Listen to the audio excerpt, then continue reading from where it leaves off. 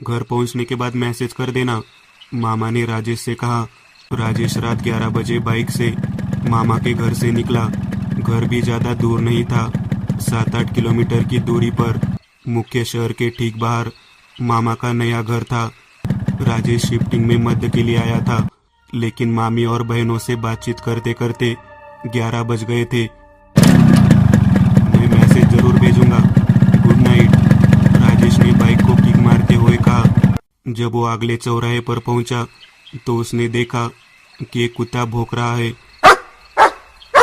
वह कुत्ता आती जाती कारों के पीछे दौड़ रहा था। ये देखकर राजेश ने दूसरी सड़क लेने का फैसला किया। उसने दाईं ओर की सड़क लेने की बजाय बाईं ओर की सड़क पर गाड़ी चलाई। वैसे तो यह एरिया राजेश के लिए नया नहीं था, लेकिन जिस सड़क पर वह अभी था वह उसके लिए नई थी। वह सड़क सुनसान थी, सड़क पर कोई लाइट नहीं थी। उस सड़क पर राजेश की बाइक अकेली दिख रही थी। उस सड़क के एक तरफ घनी झाड़ियां थी और दूसरी तरफ खुला जंगल था। क्योंकि यह शहर के बाहर था, इसलिए यह अभी तक आबाद नहीं हुआ था। हाल ही में बारिश हुई थी और सड़क गीली थी, इसलिए बाइक धीरे चलानी पड़ी। वह करीब 15 मिनट तक उस सड़क पर गाड़ी चलाता रहा, लेकिन मुख्य हाईवे कहीं दिखाई नहीं दे रहा था। कोई आदमी देखता तो उसे पूछता, लेकिन वहाँ तितली भी नहीं थी। ऐसे ही राजेश को एक बात सूझी। कुछ देर पहले उसने एक निर्माणाधीन इमारत देखी थी और अब उसे वही इमारत अपने सामने दिखाई दे रही थी। राजेश ने बाइक एक तरफ ले जाकर अपना मोबाइल फोन निकाला और गूगल मैप पर डाला तो वहाँ कोई नेटवर्क नहीं था। उसे वापस जाने की इच्छा हुई और अचानक उसकी नजर आगे की ओर चली गई। एक आदमी साइकिल हाथ में लेकर चल रहा था।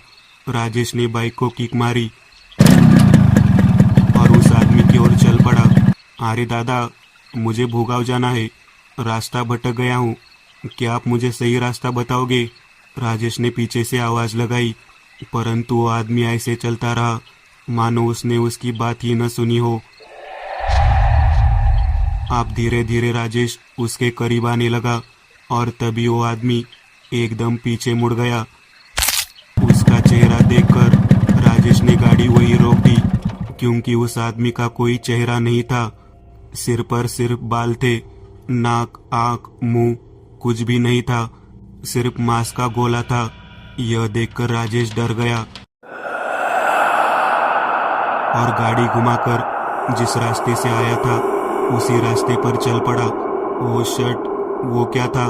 राजेश पूरी जान लगाकर बाइक चला रहा था, लेकिन अब वो उसी सड़क की तलाश में वापस गाड़ी चला रहा था जहां से वो आया था, और सामने वही जगह उसका इंतजार कर रही थी जहां उसने कुछ मिनट पहले ही उस भयानक आदमी को देखा था। ओह नो, फिर वही जगह। राजेश गोल गोल घूम रहा था, तभी उसे पीछे से एक जीप आती दिखाई दी। उस जीप में बहुत सारे लोग थे। राजेश की जान में जान आई। उसने बाइक की स्पीड कम कर दी। जीप अब राजेश के पास आ रही थी। अब वो जीप और राजेश एक दूसरे के समांतर थे। उसने जीप मालिक की ओर देखते हुए पूछा, भाई हाईवे पर कैसे जाना है, बताओगे क्या? उसने बिना कुछ कहे पीछे की ओर इशारा किया। पीछे 5-6 लोग बैठे थे, लेकिन जीप के अंदर की लाइट बंद होने के कारण उनके चेहरे नहीं दिखे। ऐसे में भीतर की रोशनी जल उठी। वह दृश्य भयावह था, क्योंकि वे लोग नहीं थे, वे इंसानों के कपड़े पहने हुए कंकाल थे। राजेश का दिमाग सुन्न हो गया।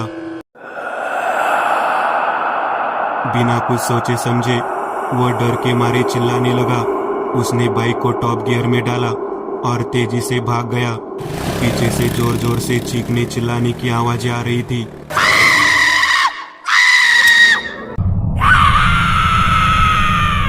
उसने बाइक के शीशे से पीछे देखा, लेकिन अब कोई जीप नहीं थी। पसीने से लथपथ राजेश जान बचाते हुए सड़क पर गाड़ी चला रहा था। सामने सड़क के किनारे एक आदमी खड़ा होकर राजेश को हाथ दिखा रहा था। शायद वो लिफ्ट चाहता था, लेकिन राजेश घबरा गया, क्योंकि उसे लगा कि यह कुछ अजीब होगा। उसने बाइक न रोकने का फैसला किया और बाइक की स्पीड बढ़ा दी और उसके सामने से गुजर गया। उसने शीशे में देखा तो वो आदमी वहां खड़ा था। शायद वो मेरे जैसा ही होगा। उसने बाइक रोकी और उस आदमी को अपने पास आने का इशारा किया। वो आदमी भी दौड़ता हुआ राजेश के पास आया। शुक्रिया भाई, क्या आप मुझे थोड़ा और आगे छोड़ देंगे? मेरी माँ बीमार है, उनके लिए दवा लेके जा रहा था, लेकिन साइकिल पंक्चर हो गई और यही लटक गया। उसने खंबे के पीछे खड़ी साइकिल की ओर इशारा करते हुए कहा, बैठो, मैं भी यहाँ फंस गया हूँ। मुझे नहीं पता कि हाईवे कहाँ है। राजेश ने गाड़ी स्टार्ट करते हुए कहा, मैं आपको बताता हूँ, मैं हाईवे के किनारे रहता हूँ। पहले ये दवाई मेरे घर पहुँचाते हैं, फिर मैं तुम्हें हाईवे दिखाऊंगा। बाइक आगे बढ़ने लगी। राजेश को अब यकीन हो गया कि ये आदमी है। अरे भाई, अभी मेरे साथ बहुत सारी भयानक चीजें घटी है। तो राजेश ने उसे वो दोनों घटी हुई घटनाएं बताई। क्या बोल रहे हो? यह जगह अजीब है। ऐसा कहा जाता है कि यहाँ हर अमावस को एक व्यक्ति की हत्या की जाती है। मेरे पिताजी कहते थे कि अमावस के दिन यह सड़क दूसरी दुनिया का प्रवेश द्वार होती है। उन्होंने बोलना शुरू किया। कहते थे, मेरा मतलब है तुम्हारे पिता अब नहीं रहे। राजेश ने पूछा, है ना, उनको क्या होगा? बुड्ढा भी 20 मानसून और देखेगा। थोड़ा आगे जाने पर उन्हें सड़क के बगल में एक घर दिखाई दिया। भाई, गाड़ी यही रोको, यह मेरा घर है, उसने राजेश से कहा। राजेश ने गाड़ी रोकी। वो आदमी गाड़ी से उतरा और घर का दरवाजा खोलकर अंदर चला गया। राजेश बाइक पर बैठा था। अचानक घर से जोर जोर से रोने की आवाजें आने लगी।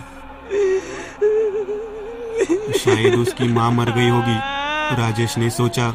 उसने गाड़ी स्टैंड पर खड़ी की और घर की ओर जाने लगा। लेकिन तभी घर से 4 आदमी कंधे पर मैयत लेकर निकले।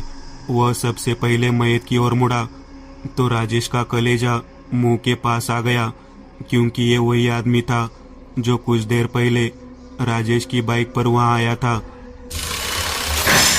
तभी उस घर से 5-10 आदमी बाहर निकले और उन्हें देखकर राजेश का दिमाग चकरा गया, क्योंकि वे सभी लोग बिना चेहरे के थे। न नाक न आंखें, सिर्फ इंसानी चेहरे, केवल चर्बी के गोले जैसा चेहरा। वे धीरे धीरे राजेश की ओर आ रहे थे। राजेश वापस बाइक पर बैठा और तेजी से चल दिया। तेजी से गाड़ी चलाते हुए वह आगे बढ़ा। आगे एक मोड़ था।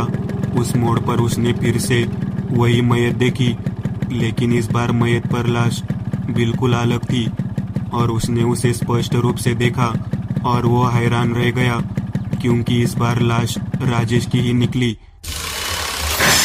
वह अब गुरुदेव दत्त का नाम जपने लगा और तेजी से गाड़ी चलाने लगा। उसे एक बड़ा मोड़ नजर आ रहा था। उसी मोड़ पर अचानक उसकी बाइक के सामने एक कुत्ता आ गया और उसने उसे बचाने के लिए ब्रेक लगाया, लेकिन बाइक फिसल गई और राजेश किनारे गिर गया। आंखों के सामने अंधेरा छा गया।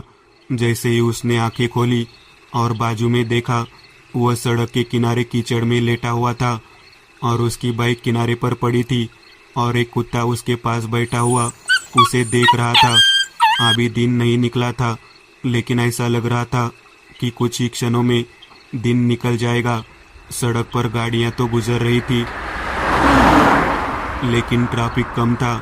उसने चारों ओर देखा, लेकिन उसे वह सड़क दिखाई नहीं दी जहां वह अपनी जान बचाने के लिए पूरी रात चल रहा था, क्योंकि उसे अच्छी तरह याद था कि जिस जगह वह गिरा था वहां मोड़ था, लेकिन अब वहां कुछ भी नहीं था, सिर्फ घनी झाड़ी थी। उसने बाइक खड़ी की। वो कुत्ता अब उसकी तरफ उम्मीद से देख रहा था। उसकी नज़र सामने लगाए फ्लेक्स पर गई और उसका शरीर कांप उठा, क्योंकि उस फ्लेक्स पर जीप दुर्घटना में मारे गए 7 लोगों की तस्वीरें थी। एक तस्वीर जीप ड्राइवर की थी और दूसरी उस आदमी की थी जिसे उसने कल लिफ्ट दी थी। उसे एक पल के लिए याद आया कि कल वह मृत्यु के उस रास्ते से जीवित वापस आ गया था, क्योंकि उसने गुरुदेव दत्त महाराज का नाम लिया था। और उसी मोड़ पर यह कुत्ता गाड़ी के सामने आ गया। ये गुरुदेव दत्त महाराज की सवारी थी। उसने पिल्ले को उठाया और बाइक की टंकी पर रख दिया और बाइक स्टार्ट कर दी। घर जाकर उसने अपनी माँ को आप बीती बताई। अरे कल सर्वपितृ अमावस थी, दत्तगुरु की कृपा से तू बच गया।